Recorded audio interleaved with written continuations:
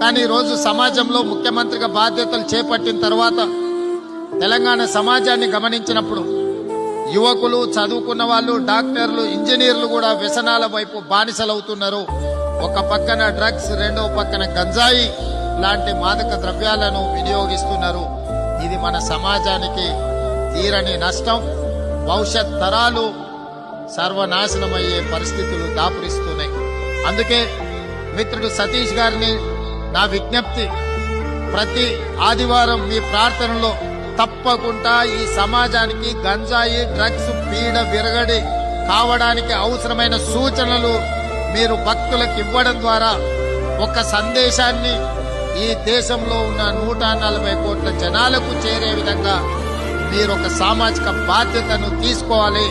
మీ జన్మదినం రోజు ఈ బాధ్యతను మీరు తీసుకుంటారని ముఖ్యమంత్రిగా నేను భావిస్తున్నాను.